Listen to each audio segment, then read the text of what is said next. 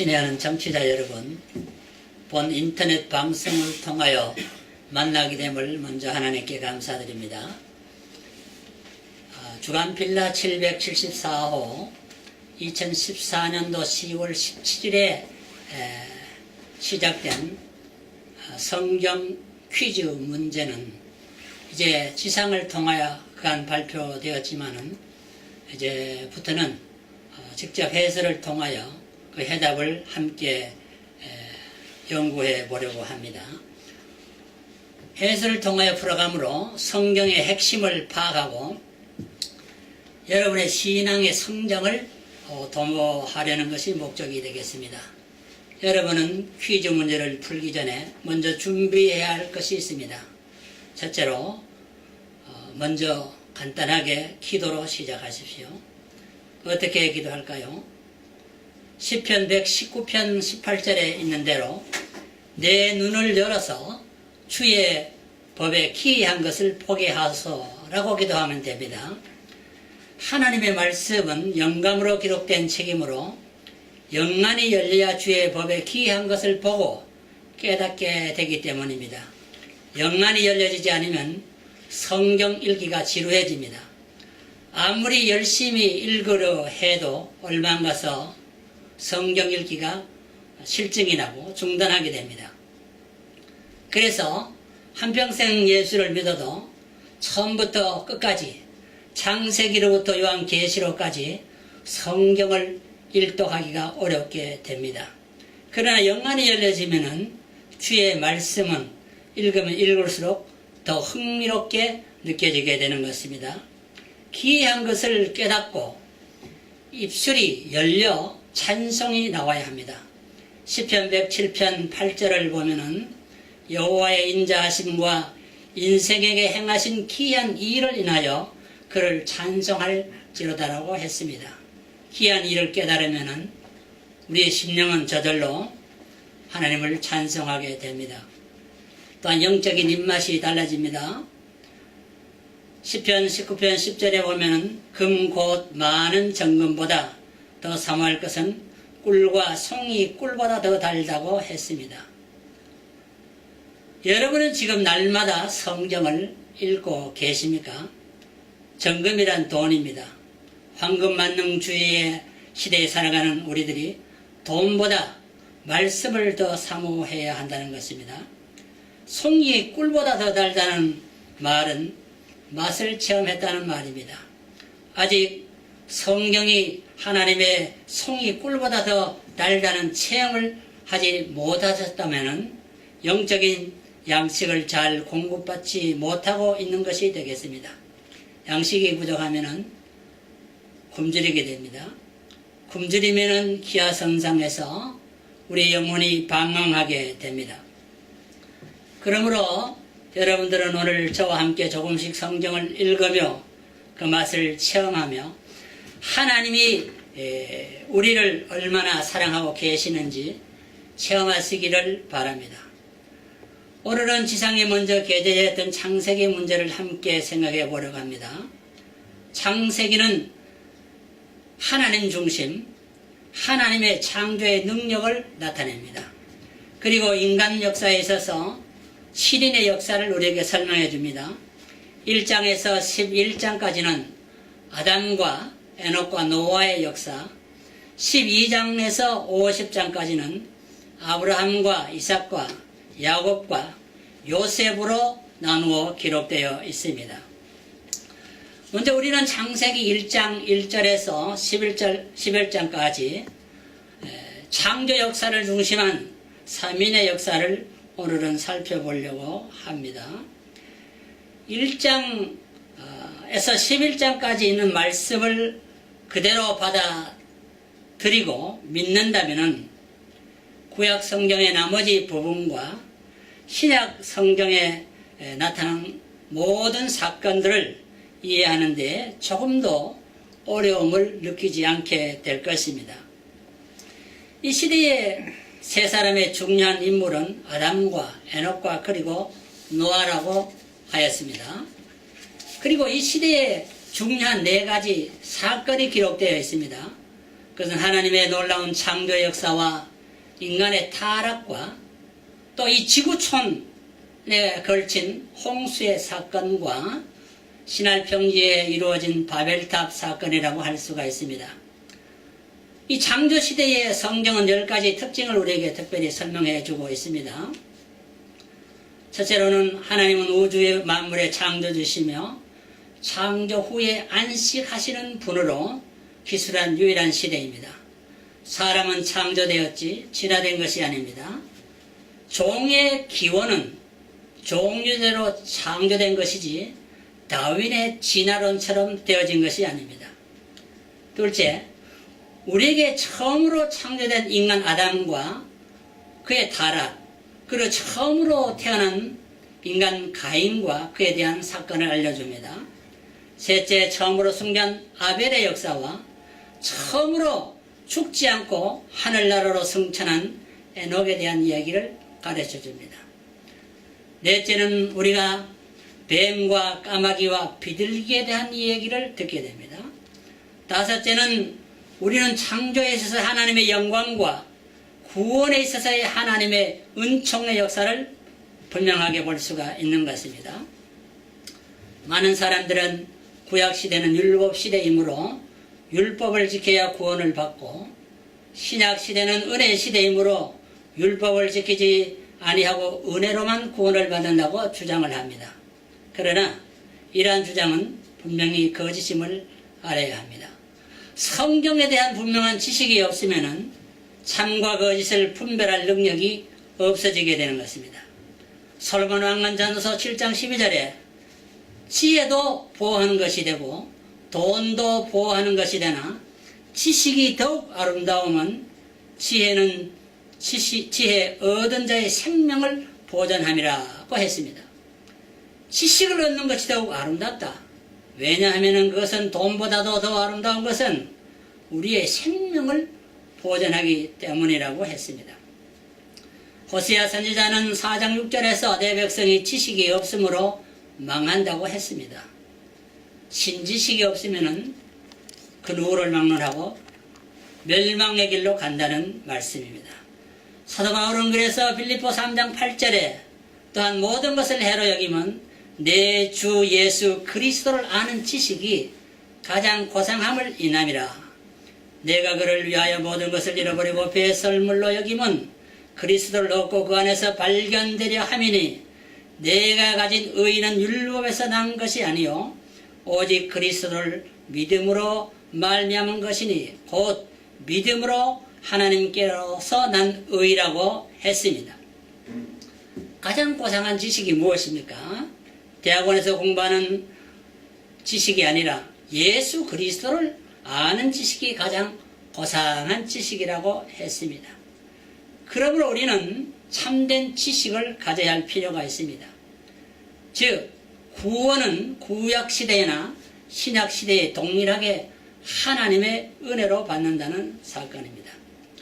히브리서 11장을 보면은 구약시대에 많은 인물들이 기록되어 있습니다. 그 많은 인물들은 모두가 다 하나님의 은혜로 구원받았다고 기록하고 있습니다. 히브리서 11장 4절에 아벨은 믿음으로 구원받은 역사를 기록합니다.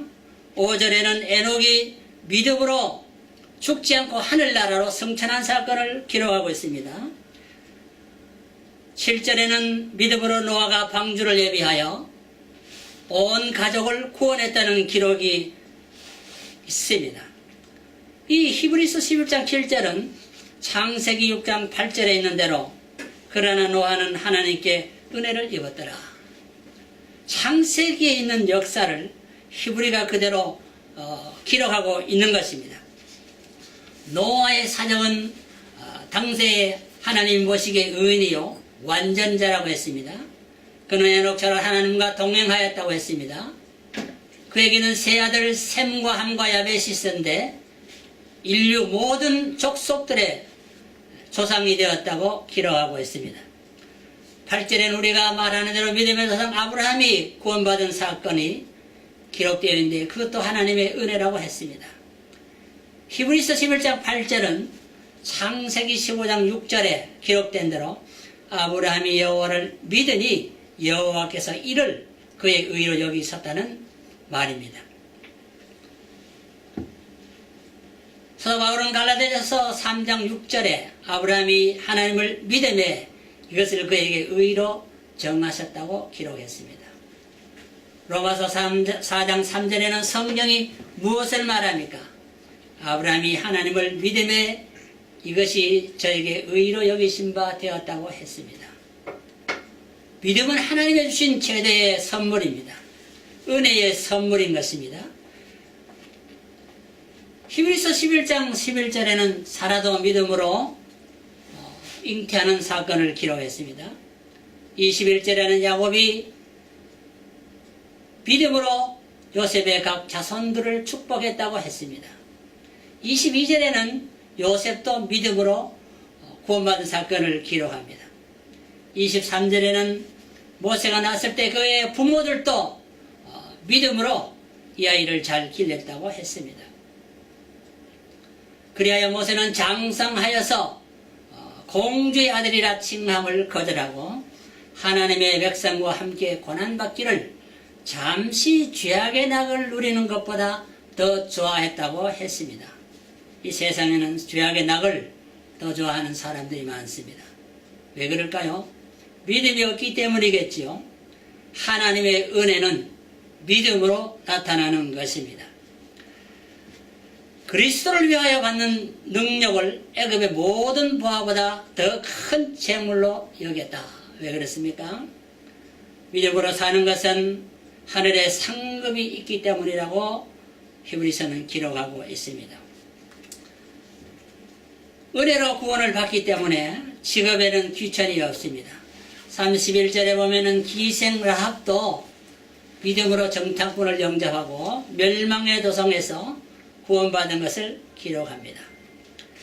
기드온, 바락, 삼손, 입다, 다윗, 사무엘 및 모든 선지자들이 다 믿음으로 하나님의 은혜로 구원받은 것을 구약 성경은 기록합니다.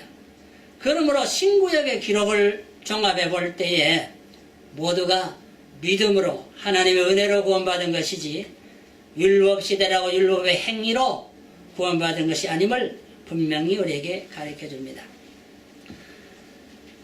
이 창조시대 8번째 특징은 우리는 세계 최초의 가인성을 기록한 인간 문화와 세상에서 가장 장수한 사람 969세를 살았던 무드셀라의 생애를 보게 됩니다. 그리고 첫 아들, 첫 결혼, 첫 살인, 첫 언약이 기록된 것을 봅니다. 결혼은 하나님께서 처음으로 주례하셨습니다. 결혼 장소는 에덴 동산이요, 주례자는 하나님이요, 일남 일녀로 가정의 원칙을 세워 주셨습니다.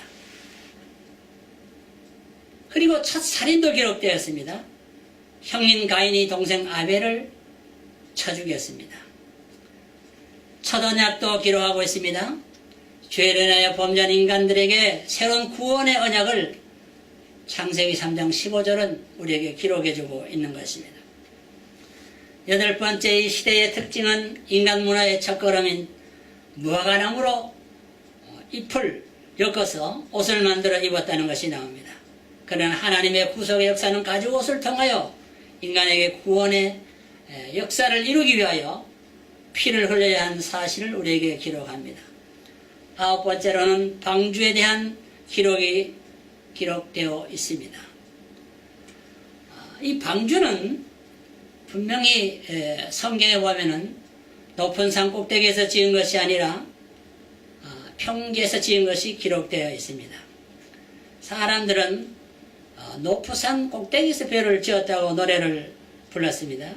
그러나 성경을 자세히 보면은 창세기 7장 17절을 보면은 홍수가 땅에 40일을 있었는지라 물이 많아져 방주가 땅에서 떠올랐고, 물이 점점 이렇게 창렬해짐으로 인하여 배가 땅에서 떠올랐다는 말은 지상에서 점점 산꼭대기로 올라가는 모습을 보여주고 있는 것입니다. 그러므로 방주는 산꼭대기에서 지었다는 잘못된 노래가 있지.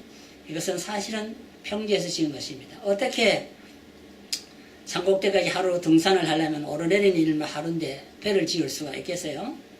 그리고 홍수 사건을 통하여 우리가 분명히 알아야 하는 것은 창세기 7장 21절을 보면은 거기 보면은 다 죽었다 하는 말이 있습니다. 다 죽었다는 말은 무엇이 다 죽었을까요? 물고기도 죽었을까요? 물고기가 죽은 것은 아닙니다. 창세기 7장 21절을 자세히 보면 육지에 있어 코로 생물에 희식하는 동물들만 다 죽었더라. 그러므로 코로 숨을 쉬는 동물들, 땅에 육지에 있는 동물들만 다 죽었지 물속에 있는 아가미로 숨을 쉬는 물고기는 죽었다는 말이 성경에 기록되지 않습니다. 홍수가 나면 물고기야 더 멀리, 더 넓게, 더 자유롭게 다닐 수가 있지 않겠습니까? 홍수 사건과 연관된 사건 중에는 우리에게 좋은 금주령을 가르쳐 줍니다. 오늘날 음주로 인하여 교통사고가 많이 나고 그로 인하여 많은 손해와 고통을 가져오는 가족들이 있습니다. 술은 취하지 말아라. 취하기 전까지 마셔도 된다. 이런 말을 많이 합니다. 그러나 성경을 자세히 보면 이런 말도 있습니다. 잠언 23장 31절에 포도주는 붉고 잔에서 번쩍이며 순하게 내려가나니 너는 그것을 보지도 말지어다. 이 보지도 말라는 말은 술의 유혹을 받지 말라는 말입니다. 아무리 먹음직하고 보암직해도 보지도 말라는 말은 술의 유혹에 넘어가지 말라는 것입니다. 왜 그래요? 이것은 마침내 뱀같이 물 것이요 독사같이 쏠 것이며 내 눈에는 괴한 것이 보여 망령된 일을 하게 될 것이라고 했습니다. 결국 술 때문에 죽고 술 때문에 사고를 일으키고 술 때문에 망하게 된다는 것입니다. 이 창조시대의 마지막 10번째 사건은 배가 아라산에 머물렀다는 사실과 평지에 탑을 쌓았다는 사건이 기록되어 있습니다. 배가 아라라산에 머물렀다는 것은 이 아라라산은 지금 어디를 말할까요? 이 현재 아라라산은 터키의 반도의 동쪽 100km 지점에 있는 산을 말합니다. 터키에 있죠. 사시절 눈으로 덮여있는 쌍봉내 사화산으로서 거기는 대아라라산과 소아라라산으로 나누어집니다. 대아라라산은 해발 5144m, 엄청 높은 산입니다. 소아라라산은 이거보다 1220m가 낮은 것입니다. 그리고 약 10km 떨어져 있는 것입니다. 터키인들은 이 산을 아그리다그 산이라고 부릅니다. 이 아그리다그라는 말은 괴로움의 산이라는 뜻이라 그 말입니다. 왜냐하면 이 산봉우리를 점령하는 것은 극히 어렵고 괴로운 일이기 때문에 지어진 이름이라고 볼 수가 있습니다. 그러므로 오늘 저는 여러분에게 특별히 이 창세기 11장에서 11장까지를 요약해서 10가지 10대 사건을 통하여 설명을 드렸습니다. 이제 우리는 이 11장까지의 요점을 요약해 드렸는데 이제 주한필라에 기록된 문제를 여러분과 함께 생각하면서 좀 더 자세하게 사건을 다루어 보도록 하겠습니다. 첫째 문제는 인간은 우연이나 진화된 것이 아니라 전능하신 하나님의 창조로 태어났다. 그럼 하나님께서 어떻게 남자와 여자를 창조하셨나요? 하는 이런 질문을 제가 던졌습니다. 이것은 이 지구촌의 가장 큰 거짓말이 진화론인데 이 진화론의 인식을 우리의 머리에서 삭제해버리고 전능하신 하나님이 창조했다는 사실을 우리의 마음속에 깊이 새기도록 하기 위하여 던져진 질문인 것입니다. 사람은 미물이 점점 진화하여 된 것이 아닙니다. 모든 생명은 종류대로 성경이 기록했다고 창조되었다고 기록하고 있습니다. 그러므로 우리는 진화론을 믿는 사람은 원숭이 새끼가 될 수가 있지만은 창조론을 믿는 사람은 하나님의 자녀가 되는 것입니다. 그래서 그 답이 창세기 1장 27절에 기록되었는데요. 하나님이 자기 형상 곧 하나님의 형상대로 사람을 창조하시되 남자와 여자를 창조하셨다. 결국 남자와 여자가 이 땅에 태어난 것은 창조시대의 가장 위대한 사건으로서 하나님의 능력의 창조물이지 진화된 것이 아니라는 것을 가르쳐주고 오늘 또 우리는 이것을 확인하게 되는 것입니다. 과학은 관찰과 실험으로 그 가설을 증명해야 합니다. 남자와 여자는 오늘 또 하나님의 창조이므로 진화가 되지 아니하고 사람이 사람을 낳는다는 것을 우리는 보게 되는 것입니다. 그러므로 우리는 이 진화론과 창조론은 성경에 기록된 하나의 설하나 이야기가 아니고 과학적이요 관찰과 실험이 가능한 것이지만은 진화론은 하나도 관찰할 수가 없고 실험실에서 실험도 되지 않는 것이기 때문에 아무리 과학자가 얘기해도 거짓임을 우리는 분명히 알아야 할 것입니다. 두 번째 질문은 하나님은 왜 선악과를 만드셨냐요? 이런 질문을 던졌습니다. 하나님은 영적 존재로 창조된 인간에게 자유의지를 통한 하나님을 향한 사랑과 순종의 증표를 삼고자 선악과를 주셨다고 했습니다. 하나님의 형상으로 지음받은 인간들은 반드시 하나님의 말씀에 순종하며 살아야 합니다. 그 순종의 결과와 불순종의 결과는 엄청난 차이를 가져오기 때문입니다. 무엇이 다를까요? 창세기 2장 17절에 그 해답을 주었습니다. 선악을 알게 하는 나무의 실과는 먹지 말라. 내가 먹는 날에는 정령 죽으리라 하시니라. 순종과 불순종은 우리의 생사 문제를 결정한다는 것입니다. 여러분, 아무리 좋은 명예를 얻고 아무리 많은 돈을 벌어도 오늘 죽는다면 그것이 다 네 것이 되겠습니까? 천하보다 귀한 생명, 생사 문제는 하나님의 결정적인 주관에 달려 있는데 그것은 하나님의 말씀에 순종과 불순종으로 갈라진다는 것입니다. 세 번째, 우리는 창세기 공부에서 원시복음이라 하여 창세기 3장 15절을 여러분에게 소개했습니다. 죄값으로 죽을 인생을 구원하시려는 하나님의 구원 방법입니다. 가죽옷은 동물의 희생을 통한 후속을 예표하였다면 사단의 머리를 쳐서 구속을 완성하시리는 누구인가 하는 이런 제목을 질문을 던졌습니다. 이것은 창세기 3장 1절에서 21절에 기록된 내용인데요. 특별히 여기에서는 제가 신약을 인용하여 요한 1서 3장 8절을 인용하여 더 구체적인 답을 드리려고 합니다. 죄를 지는 자는 마귀에게 속하나니 마귀는 처음부터 범죄함이니라. 하나님의 아들이 나타나신 것은 마귀의 일을 멸하려 함이니라. 결국 원시복음은 희생을 통한 인류의 구원을 하나님은 우리에게 원시복음, 최초의 복음으로 알려주셨다는 것을 여러분에게 말씀을 드립니다. 네 번째 질문은 노아 방주는 타락한 온 세상을 물로 심판할 때 구원의 길을 우리에게 보여줍니다.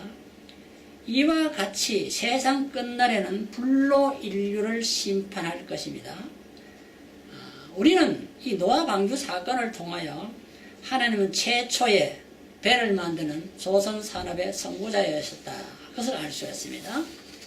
노아 방주의 설계도는 하나님이 만드셨습니다. 하나님은 방주의 문이십니다. 방주의 문은 오직 하나밖에 없습니다. 구원을 통한 길은 방주의 문이 하나밖에 없듯이 오직 예수 그리스도만 되어진다는 것입니다.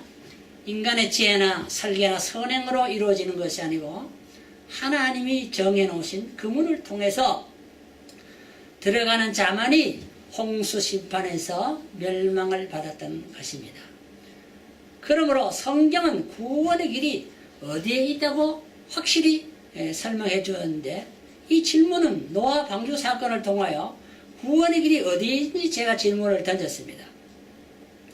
창세기 6장 1절에서 22절에 있는 말씀입니다. 또 특별히 신약을 인용해보면은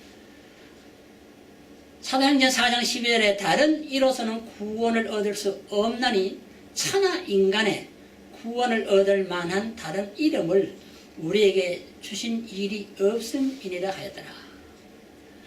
결과적으로 천하 인간, 흑인종이나 백인종이나 황인종이나 천하 인간이 구원 얻을 만한 이름은 예수 그리스도밖에 없다는 것을 성경은 확실히 말해주고 있습니다.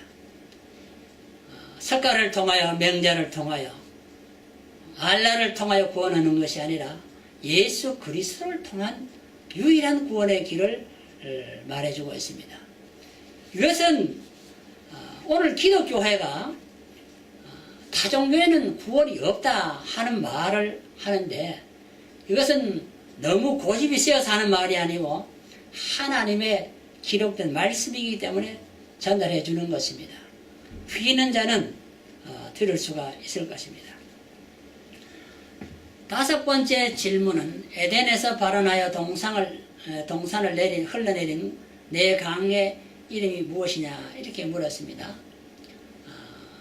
왜 그러냐 하면은, 여러분이 인류문화사를 공부하면은 바로 인류문화가 어디서 발달했는지를 우리가 보게 되는데요.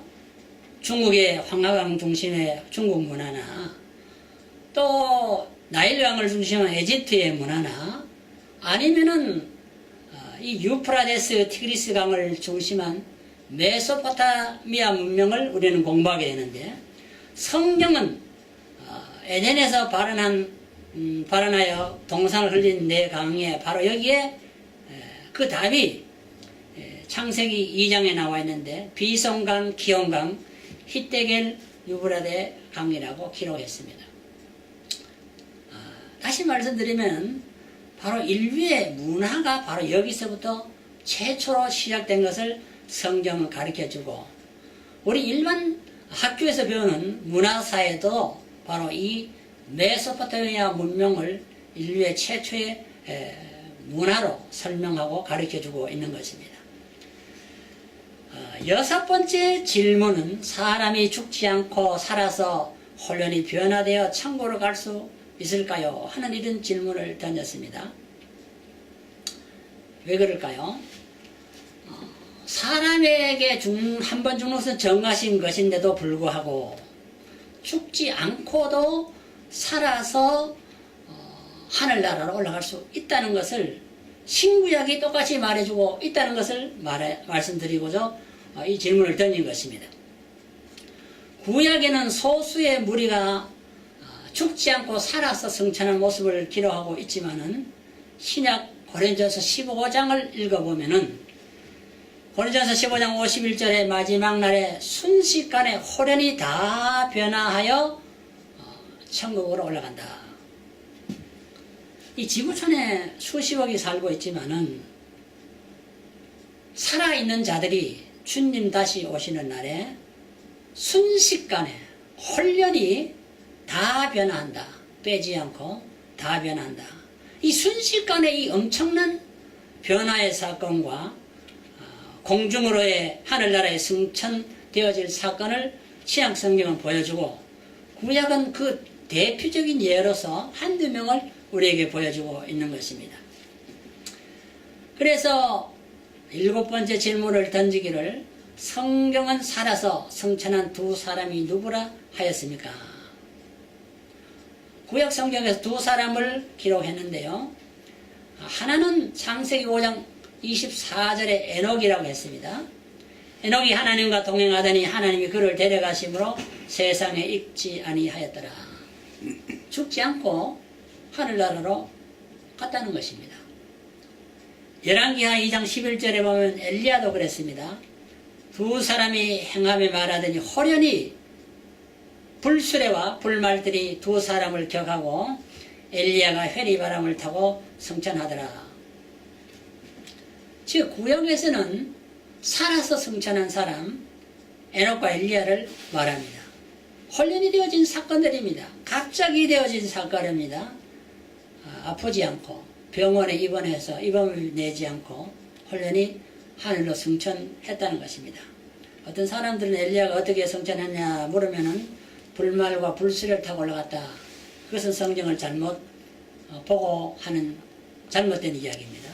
성경은 불수레와 불말들이 두 사람을 격하고 끼워놓고 회리바람을 타고 승천했다고 했습니다. 바람 타고 올라갔다. 회오리바람. 오늘 또 큰 회오리바람을 일으키면 자동차도 하늘로 올라가는 모습을 우리가 잠시 보게 되는데요. 하나님이 일으키시는 회오리바람을 타고 엘리야는 지상에서 천상으로 올라갔다고 기록하고 있습니다.